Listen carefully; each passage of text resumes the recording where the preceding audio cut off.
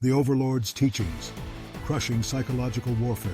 Part 1. Why should I learn it? In war, the most powerful weapon is not the strength of your soldiers, nor the sharpness of your blade. It is the fear you instill in the heart of your enemy. The power of fear. What is fear, if not an invisible blade, one that cuts deep into the psyche? Fear is not a physical presence you can grasp, yet it can paralyze, disorient, and dismantle the will of an entire army before the first drop of blood is shed. In battle, there is one immutable truth. Before the enemy can fight, they must first be conquered within. Fear makes men hesitate. Fear blinds their judgment. Fear overwhelms their senses.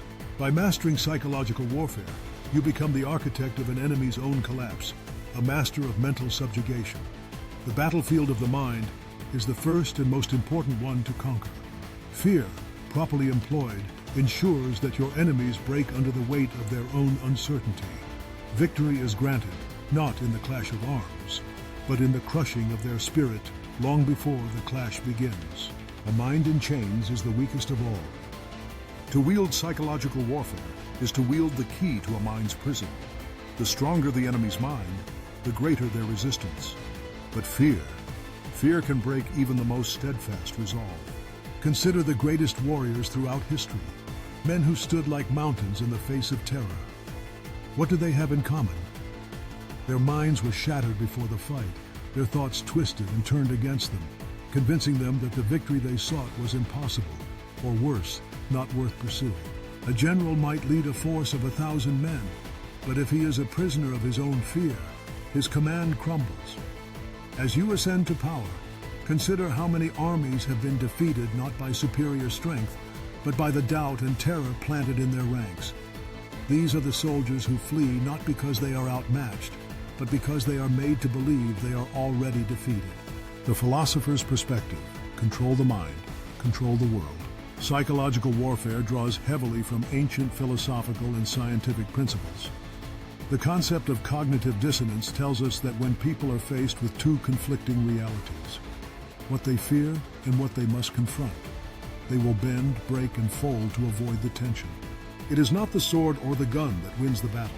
It is the mind's capacity to navigate, bend, and eventually surrender to the overwhelming presence of fear. This is your secret weapon.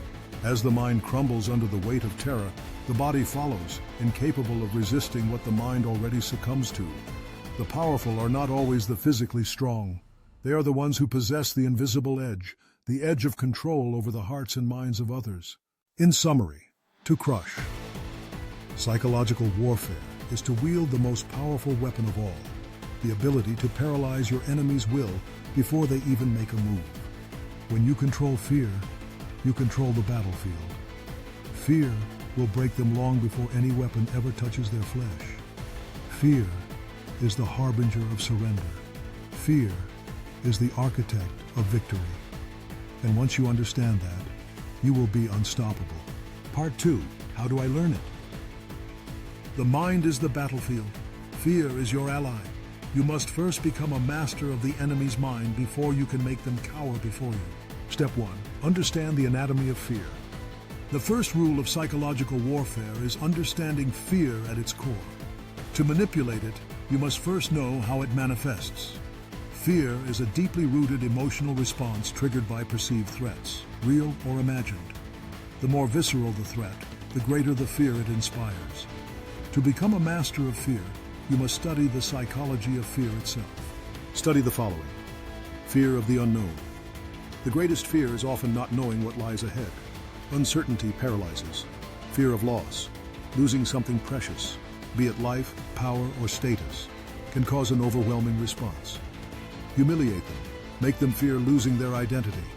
Fear of betrayal, make them doubt their comrades, their leaders, their own allies. Turn their trust against them. Once you understand the intricacies of these fears, you will know how to manipulate them to bring your enemies to their knees. Step 2. Study historical masters of psychological warfare. To learn the art of psychological warfare, one must study the great commanders and tyrants who have mastered this craft.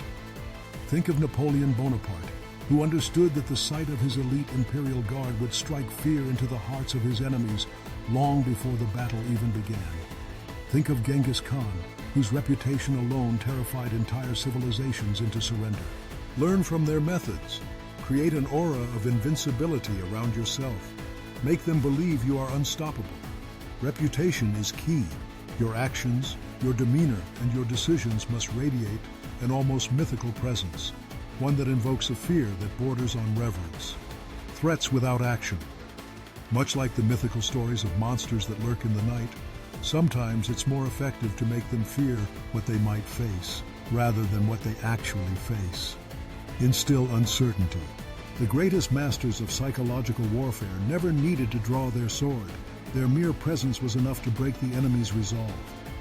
Study their tactics. Learn how they used intimidation, misinformation, and strategic ambiguity to make their foes yield. Step 3. Learn to control your own fear.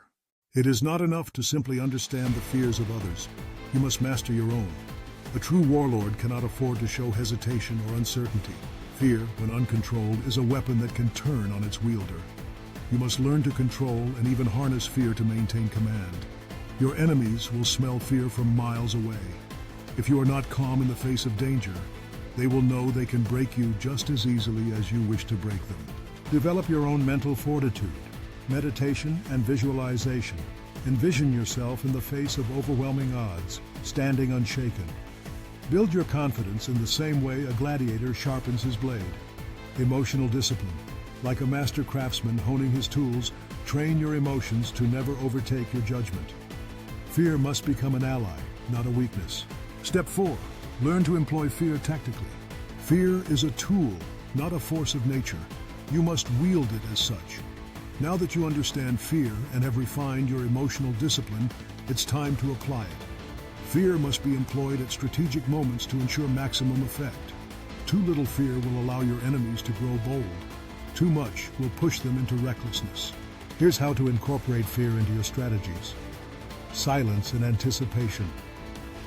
Often the greatest psychological weapon is what is not said. Silence breeds anticipation, and anticipation breeds fear.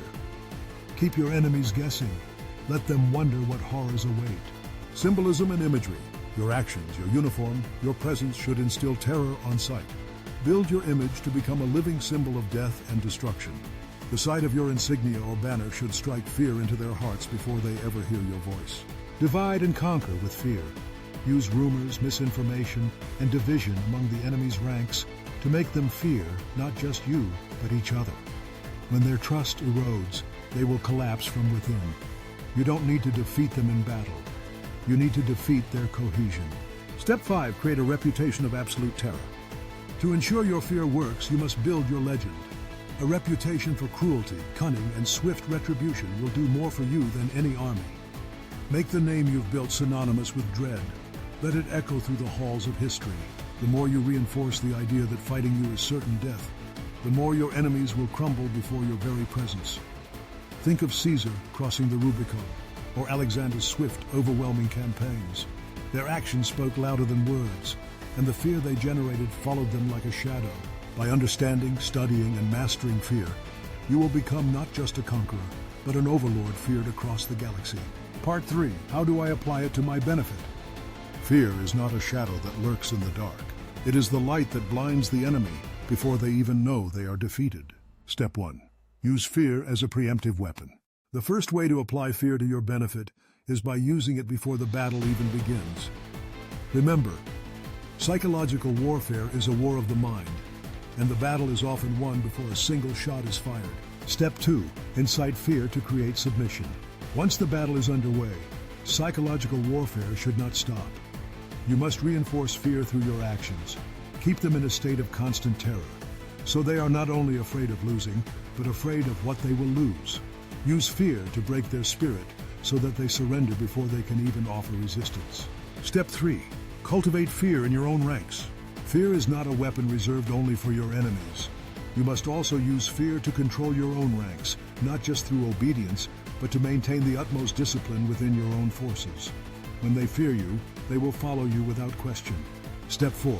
Create an aura of unmatched power and invincibility. Once you've crushed their will to resist, it's time to reinforce your dominance. Establish yourself as a force that cannot be defeated, and make your enemies believe that they cannot escape you.